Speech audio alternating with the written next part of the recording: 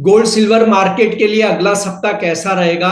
किन किन इवेंट्स पर नजर रखनी जरूरी है? इन दोनों कीमती धातुओं में फ्रेश बाइंग किस लेवल पर करनी चाहिए और कहां मुनाफा वसूली? इस पर बात करेंगे all India jewellers and gold Smith federation के नेशनल सेक्रेटरी नितिन केडिया से। नितिन जी, आपका स्वागत है मोलतोल में। धन्यवाद कमल जी, बहुत जी। बहुत धन्यवाद। और इसी के साथ हम हमारी सारी राजस्थान, हरियाणा, उत्तर प्रदेश की बहनों को सिंधारे की शुभकामनाएं देना चाहेंगे। कि जी। जो हमारी अ, बहनों के साथ हम लोग सिंधारा मनाते हैं, ताकि हरे रंग में उनका पूरा साल गुजरे। जी। नितिन जी, बीता सप्ताह कैसा रहा सोना चांदी बाजार के लिए? अगर इसको मैं एक शब्द में बोलूँ तो इसको मैं ये कहूंगा कि एक मिश्रित रहा, जहाँ पे हमने देखा कि हफ्ते की शुरुआत जो है वो काफी तेजी के मोमेंटम के साथ बनी हुई थी। और उसी के साथ हमने देखा कि एंड ऑफ द वीक में जब लास्ट ट्यूसडे को जिस तरीके से यूरोपियन यूनियन टैरिफ को लेके जो है वो स्टेटमेंट्स आए, तो उसके बाद हमने गोल्ड में एक प्रॉफिट बुकिंग भी आते हुए देखी। और हमने देखा कि ऊपरी लेवल जो 3440-45 के लगे थे, वहां से फिर हमने गोल्ड को 3330-35 तक भी आते हुए देखा। तो लगभग 110 डॉलर की ये मंदी देखी। चांदी जो है वो अनछुई रही बृहस्पतिवार और शुक्रवार की सुबह तक भी। हमने देखा कि 39.10, 39 के आसपास जो है अंतर्राष्ट्रीय बाजारों में चांदी ट्रेड कर रही थी।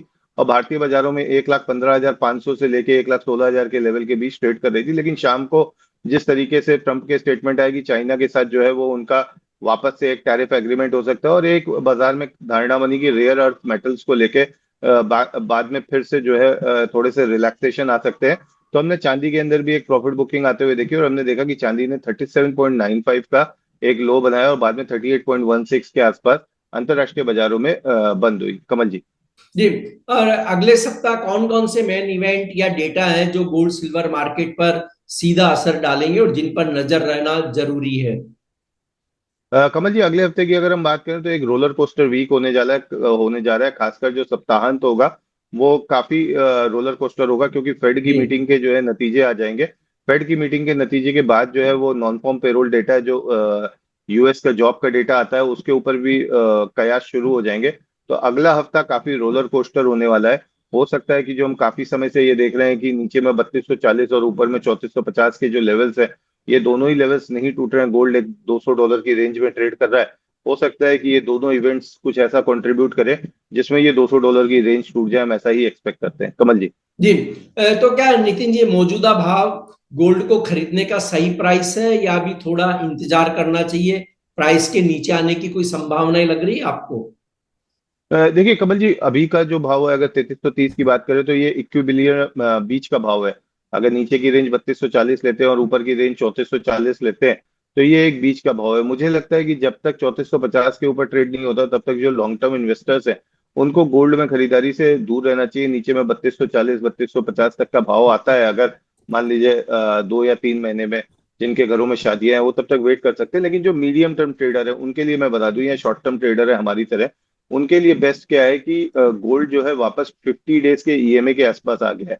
और 1 मार्च 2024 के बाद कमल जी हमने देखा है कि गोल्ड ने अपना 50 दिन का ईएमए तोड़ा नहीं। अगर तोड़ा तो 2 या 3 दिन के अंदर वो वापस इसके ऊपर आया और उसने नया हाई लगाने की तरफ कोशिश करी है।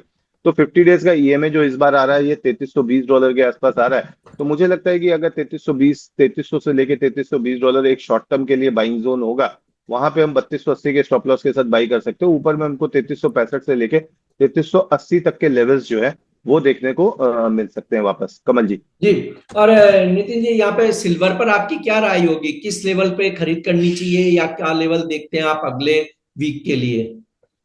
कमल जी, मुझे लगता है कि सिल्वर एकदम ल्यूक्रेटिव लेवल के ऊपर ही बंद हुई है। 1,12,500 और 1,11,500 के लेवल्स आते हैं यहाँ पे। अगले हफ्ते के लिए बाइंग करके चले, 1,10,000 का स्टॉप लॉस लगा के चले। मुझे लगता है कि नेक्स्ट वीक में जिस तरह से रोलर कोस्टर राइड रहेगी, जहाँ पे हम फेड की मीटिंग और नॉन फॉर्म पेरोल डेटा देखेंगे, तो उस बीच में 1,18,000 तक टच होने के चांसेस है। उसके बैक साइड का कारण ये है कमल जी कि देखिए जिस तरीके से ट्रम्प वर्सेस पावेल चल रहा है, मुझे नहीं लगता कि पावेल ऐसे समय में जो है एक नया वॉर रूम जो है वो उनके और ट्रम्प के बीच में खोलेंगे। और हो सकता है कि वो एक बीच का स्टांस लेने की कोशिश करें, जहां पे वो डिप्लोमेसी के जरिए ट्रम्प के साथ और इकोनॉमी के साथ, दोनों के साथ सामंजस्य बैठा के चल सके। तो मुझे लगता है कि हॉकिश टोन जो है वो इस बार की कमेंट्री में एब्सेंट रहेगी, और शायद स्लाइट डॉविश टोन जो है वो हमको देखने को मिले। मैं अपने निवेशकों के लिए बता दूं या ट्रेडर्स के लिए बता दूं, हॉकिश का मतलब होता है कि जब जो फेड चेयरपर्सन है या कोई भी सेंट्रल बैंक का चेयरमैन है, वो जब इस तरह की टोन इस्तेमाल करता है जिससे हमें ऐसा लगता है कि भविष्य में ब्याज दरें बढ़ सकती हैं या ब्याज दरें ऊंची रह सकती हैं, उसको हम लोग हॉकिश टोन बोलते हैं। और जब वो इसके पलट में ऐसा कुछ बोलते हैं कि भविष्य में ब्याज दरें जो है वो नर्म हो सकती है या नीचे आ सकती हैं या नीचे के लेवल पे ब्याज दरें रह सकती हैं, उसको हम डॉविश टोन बोलते हैं। जब हॉकिश टोन होती है तब हम देखते हैं कि दुनिया भर के एसेट क्लासेस, सोना चांदी शेयर बाजार सब नीचे आता है, और जब डॉविश टोन होती है तब हम देखते हैं कि लोगों का जो इंटरेस्ट है वो वापस सोने चांदी की तरफ आता है और सोने चांदी में तेजी आती है। तो हमारा ये कयास है, हमारी ये उम्मीद है कि शायद फेड चेयरमैन जो है वो एक डॉविश टोन को अपना के चले। कमल जी। तो नितिन जी, अब देखिए, आपने भी कई बार कहा है और भी एनालिस्ट कह रहे हैं कि चांदी जो है आने वाले दिनों में या दिवाली तक 1,25,000, 1,30,000, सबके अपने अपने अनुमान है, वहां पहुंच सकती है। तो यदि कोई चांदी में मुनाफा वसूली करना चाहता हो तो क्या उसे अभी करनी चाहिए या रुकना चाहिए फिर?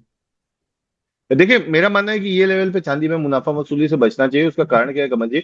अगर आप देखेंगे, कुछ इलेक्ट्रिक व्हीकल मैन्युफैक्चरर्स के स्टेटमेंट आए हैं अक्रॉस द ग्लोब, जिसमें वो ये कह रहे हैं कि रेयर अर्थ मेटल की जो पोजीशन चल रही है उसको देखते हुए उनके लिए 2 या 3 महीने बाद प्रोडक्शन करना जो ईवीज का है वो काफी इम्पॉसिबल सा हो जाएगा। और ऐसे केसेस में इंडक्शन मोटर्स के ऊपर ईवी की जो रिसर्च है वो काफी तेज हो चुकी है। और अगर ये तेज होती है तो इसका जो बेनिफिट है वो 3 कमोडिटीज को सबसे ज्यादा मिलेगा। एक कॉपर को मिलेगा, दूसरा सिल्वर को मिलेगा और तीसरा एल्यूमिनियम को मिलेगा। तो मुझे लगता है कि अगले 2 से 3 महीने तक इन तीनों कमोडिटीज में जो भी डिप आती है वो तीनों ही कमोडिटीज में इन डिप्स के ऊपर बाइंग के चांसेस हैं, और बाइंग बना के चलनी चाहिए। कमल जी। जी। और अभी एक हाजिर बाजार से सवाल है नितिन जी, कि अब रक्षाबंधन का त्योहार नजदीक, और यहाँ से भारत में त्योहारों का मौसम शुरू होता है जो दिवाली तक चलता है, और उसके बाद हम देखते हैं कि शादियों का एक सीजन शुरू होता है। तो हाजिर बाजारों में ग्राहकी को लेकर आपका आकलन क्या है? गोल्ड सिल्वर के दाम ऊंचे भी हैं, तो ज्वेलरी सेक्टर में कैसी डिमांड देखते हैं आप? कमल जी, अगर हाल के समय की बात करूं तो इस समय डिमांड काफी कमजोर चल रही है।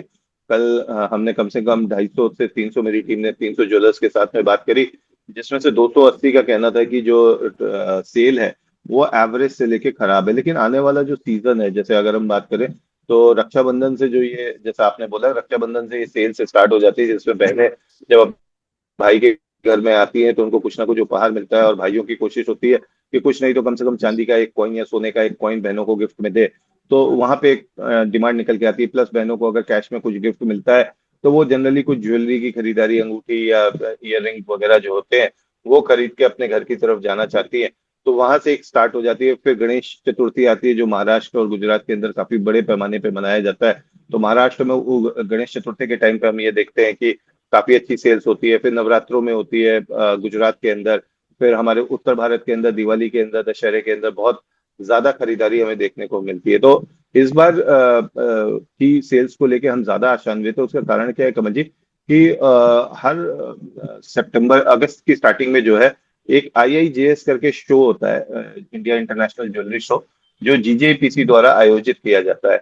इसमें देश और विदेश के ज्वेलर्स आते हैं और यहाँ पे वो ज्वेलरी की खरीदारी करते हैं। तो इस बार के जो रजिस्ट्रेशंस आ रहे हैं, 1 लाख के आसपास रजिस्ट्रेशंस ऑलरेडी हो चुके हैं। तो ये रजिस्ट्रेशंस में जिस तरह से ज्वेलर्स का उत्साह है, तो मुझे उसको देखते हुए जरूर लग रहा है कमल जी कि इस बार की जो त्योहारी सीजन जाने वाला है वो काफी अच्छा जाने वाला है। जी। आपका कोई डिस्क्लेमर नितिन जी? कमल जी, मेरी फिजिकल मार्केट में सिल्वर की पोजीशंस खड़ी हुई है और मैं एक ट्रेडर भी हूँ। तो मेरे फ्यूचर्स के अंदर भी कुछ सिल्वर में पोजीशंस लॉन्ग है। जी। आपका धन्यवाद, शुक्रिया नितिन जी। धन्यवाद कमल जी, धन्यवाद।